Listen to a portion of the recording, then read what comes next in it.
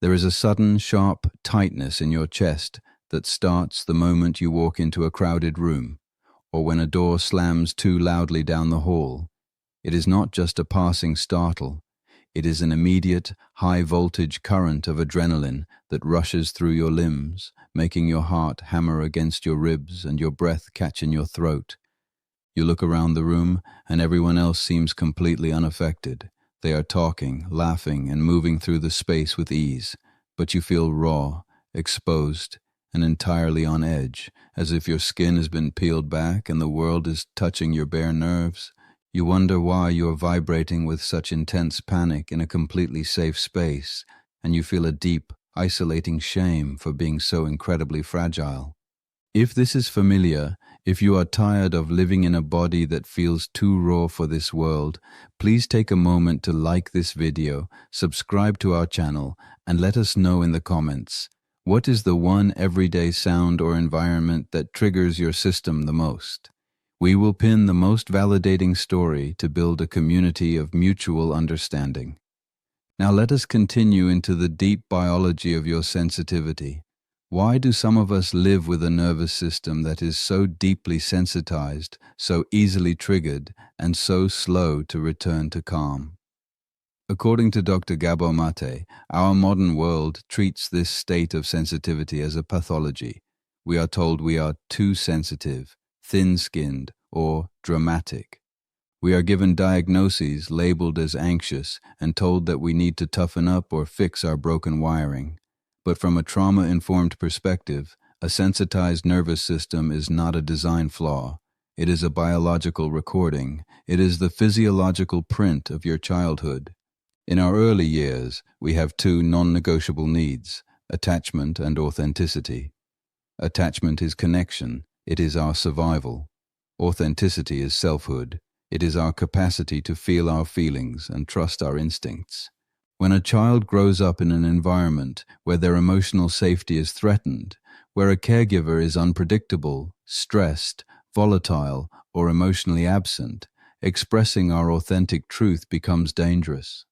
If crying brings neglect, or showing anger brings rage, the child must choose survival over self. The child suppresses their authenticity to protect their connection. The body remembers what the mind was forced to forget. To survive the emotional weather of your childhood, your nervous system had to set its default baseline to high alert. You had to become exquisitely attuned to micro-expressions, shifts in tone, and subtle tensions in the air just to avoid the next storm. Your brain wired hypervigilance to safety. As an adult, when you find yourself living in a sensitized body, you are not suffering from a malfunction. You are carrying a nervous system that was trained for war, still trying to protect you in times of peace. But when we do not understand this history, we unconsciously engage in behaviors that make our sensitivity worse. Here are 5 things you should never do if your nervous system is sensitized. The first mistake we make is forcing ourselves to tough it out in high-stimulation environments. You tell yourself that you are being ridiculous, that you need to get over your social anxiety, and that you should be able to handle a loud concert, a chaotic shopping mall, or a busy networking event. You force your body into the space, clenching your jaw, bracing your muscles, and pushing through the overwhelming noise and light. You believe that by exposing yourself to the trigger, you will eventually desensitize your system, but here is what most people miss. When your nervous system is already sensitized, forcing it into high-stimulation environments without a genuine sense of safety does not regulate you. It re-traumatizes you. According to Dr. Gabor Maté, when you force your body to endure stress that it is actively rejecting, you are repeating the original childhood trauma of self-abandonment. You are ignoring your body's boundaries to comply with the expectations of the world. Your amygdala does not register this as therapy. It registers it as a hostile invasion. This doesn't mean you're broken. It means your mind learned to protect you by ignoring your pain when survival required compliance. That urge to escape the crowd, that is not weakness. That is intelligence in service of survival, trying to protect your biology from a sensory overload that it does not have the capacity to process. To heal, you must stop treating your body like a stubborn animal to be tamed and start treating it as a sensitive ecosystem to be protected. And this leads us to the second mistake, where the very tools we use to heal can sometimes be turned into weapons of self-abuse. The second thing you should not do is use aggressive, mechanical self-care biohacks to force your body to comply. You read about the benefits of cold plunging, extreme fasting, hyper-intense workouts, or rigorous breathing protocols, and you immediately try to force your sensitized system to perform them. You shock your body with ice-cold water, push through exhausting exercise, or use rapid breathing techniques to reset your brain. When these aggressive methods leave you feeling more anxious, physically depleted, or emotionally raw, you assume you are doing them wrong and try even harder. From a trauma-informed perspective, this is a profound misunderstanding of somatic recovery. If you grew up in a home where love was conditional on your performance, where you had to be strong, helpful, and low maintenance to keep your caregivers close, your nervous system wired self-care to achievement. You learned to treat your physical form as a tool to be optimized rather than as a home to be inhabited. As an adult, your aggressive biohacking is often just the same old survival strategy dressed up in modern wellness terminology. The body remembers what the mind was forced to forget. You are using extreme physical protocols to bypass your actual, quiet emotional needs, hoping that if you shock your nervous system enough, it will finally stop crying out for help. Not because something was wrong with you, because something was wrong with the environment that taught you that your body was only valuable when it was performing under pressure. Aggressive regulation is an oxymoron. Your sensitized nervous system does not need more shock, more strain, or more discipline. It needs gentleness, softness, and the deep somatic reassurance that it is allowed to rest without earning it. Before we explore the third mistake, consider how isolation can silently solidify your nervous system's belief that the world is a hostile place. The third thing you should not do if your nervous system is sensitized is retreat into total, hyper-independent isolation. You realize that the world is too loud, so you decide to retreat. You cancel your plans, isolate yourself in dark, silent rooms, and avoid relationships because they feel too unpredictable. You tell yourself that you are protecting your peace and that you are completely fine on your own. You take intense, defensive pride in needing nothing and no one to keep your balance. But psychologists have observed that human beings are social mammals. We are not wired to find our final safety in vacuum-sealed isolation. We are biologically designed for co-regulation. According to Dr. Gabor Maté, a child's brain cannot learn how to regulate its own emotional states without the warm gaze, the calm voice, and the steady heartbeat of an attuned adult caregiver. We learn that we are safe through connection. If your early caregivers were volatile, unavailable, or overwhelmed, your young system learned a painful compromise. Other people are the source of my danger, and isolation is my only sanctuary. Your hyper-independent withdrawal is not healing, it is your childhood defense mechanism running your adult life. The body remembers what the mind was forced to forget. By cutting yourself off from the human world, you are confirming your amygdala's belief that connection is fundamentally unsafe. You are denying your nervous system the very thing it needs most to heal, the soothing somatic experience of safe co-regulation. That is not strength. That is the survival strategy of a child who had to soothe their own broken heart because there was no one else safe enough to hold it. To heal, you must slowly step out of your cave. You do not need to attend crowded parties. You simply need to sit in the quiet presence of a safe friend, co-regulate with a pet, or let your system feel the steady, ancient rhythm of nature. And as you begin to navigate these boundaries, there is a conversational habit you must avoid, one that is draining your system of its last reserves of energy. The fourth thing you should not do is over-explain or justify your need for quiet and boundaries. When you have to decline an invitation, leave a social gathering early, or ask for quiet space, you do not simply state your decision. You write long, anxious messages. You provide endless medical context, detail your fatigue, and apologize profusely. You desperately try to convince the other person that your sensitivity is valid, terrified that if they do not understand, they will think you are selfish or difficult, and withdraw their love. From a trauma-informed perspective, over-explaining is an adult's survival response to early emotional invalidation. If, as a child, your natural boundaries, quiet preferences, or tears were met with interrogation, anger, or dismissiveness, you learned that your no was not allowed to exist on its own. You had to build an airtight case to be allowed to protect your own energy. As an adult, your over-explanation is a somatic drainage system.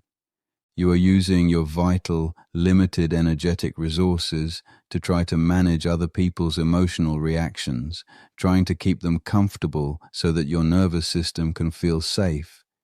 This doesn't mean you're broken. It means your mind learned to protect your connections by sacrificing your voice. Your boundaries do not require a consensus to be real. You do not have to prove that you are sufficiently exhausted to be allowed to rest. A simple, gentle, "I don't have the capacity for this right now," is enough. By refusing to over-explain, you teach your nervous system that your truth is valid simply because it is yours. And now we come to the fifth and deepest mistake of all, the one that sits at the very heart of why so many sensitive people stay stuck in a loop of chronic anxiety and physical pain. The fifth thing you should not do if your nervous system is sensitized is treat your sensitivity as a defect to be cured. You look at your reactivity, your physical symptoms, and your exhaustion with intense frustration. You wake up every morning wishing you were normal. You treat your sudden panic, your tight chest, and your sensitive gut as enemies that are ruining your life, and you use your healing practices as weapons to force these symptoms to disappear. You are waging a constant, silent war against your own physiology. This internal rejection of your own sensitivity is the ultimate trauma loop. According to Dr. Gabor Maté, when you meet your own vulnerability with frustration, impatience, and rejection, you are stepping into the role of the original emotionally untuned environment of your childhood. You are treating yourself with the same lack of compassion that forced your nervous system to go on high alert in the first place. When your body is terrified and calling out for safety, you respond by attacking it for being anxious. This internal civil war only confirms your system's belief that it is in danger, keeping your baseline thermostat permanently reset to dysregulation. This doesn't mean you're broken. It means your mind learned to protect you by treating your vulnerability as a crime because your environment could not hold it. The body remembers what the mind was forced to forget. Your sensitivity is not a pathology. It is your biology's honest, accurate recording of a world that was too loud, too fast, or too cold for a child to navigate without protection. Not because something was wrong with you, because something was wrong with what happened to you, and your body had to build armor to keep you alive. You are not broken. You are the canary in the coal mine. The canary is not weaker than the miners. It is simply more sensitive to the toxic gases that are slowly poisoning everyone in the room. In a culture built on chronic overwork, emotional numbing, and deep disconnection, your sensitized nervous system is a biological truth teller. It is refusing to let you go numb. It is refusing to let you sacrifice your physical and spiritual well-being to conform to a toxic definition of normal. According to Dr. Maté, healing does not begin with trying to cure your sensitivity. It begins with self-compassion. It begins with shifting from "how do I fix this" to "thank you, body, for trying to keep me safe for so long." When you stop treating your sensitivity as a crime, the biological ice begins to melt. You stop trying to force your system into compliance, and you start building a life that matches your biology. This is slow, quiet, and deeply courageous work. It will not change your nervous system overnight. You will still have days where a loud noise makes your heart race. You will still have moments where the crowd is too much, but you will choose differently. You will feel the overwhelm, and instead of forcing yourself to tough it out, you will walk out to the quiet air with love. You will feel the guilt of saying no, and you will sit with the burn without over-explaining your choice. You will look at your sensitive physical body, put your hand over your racing heart and say, I am right here with you. We are safe now. With every small act of self-compassion, you are rewriting your biological history. You are showing your nervous system that the battlefield is behind you. You are teaching your cells, your heart, and your breath that you are finally safe enough to come home. The same body that learned how to brace itself to survive is fully capable of learning how to rest in the quiet sunshine of your presence. You do not have to fight your nature anymore, you just have to let it come back to life. Which of these 5 patterns felt the most familiar to you in your journey? If conversations like this feel valuable to you, consider subscribing. This channel is a dedicated sanctuary for those who are ready to stop managing their survival and start honoring the deep, biological truth of their healing. Self-understanding will not rewrite your past, but it will change how your past lives inside your body today. And that is where your freedom begins. The most painful part of having a sensitized nervous system isn't the sensitivity itself, it's the frustration of believing your protection is a defect. If you saw yourself in these patterns, which of the 5 mistakes have you been making, and how can you offer your body more permission to be gentle today? Nervous system recovery. Why you are so sensitive. Stop fighting your body. Why does living with a sensitized nervous system feel like a constant physical and emotional crisis? In this deeply validating video inspired by the clinical philosophy of Dr. Gabor Maté, we explore why early childhood trauma and stress keep our bodies locked in hypervigilance, and why conventional self-care often makes our sensitivity worse. Discover the biological conflict between attachment and authenticity and how childhood survival strategies shape adult physiology. We break down 5 critical things you should never do if your nervous system is sensitized, including forcing yourself through exposure-style toughing it out, using aggressive mechanical biohacks, retreating into hyper-independent isolation, over-explaining your personal boundaries, and treating your natural sensitivity as a disease to be cured. Learn how to stop treating your somatic symptoms as failures and start building true biological safety through gentle, trauma-informed self-compassion.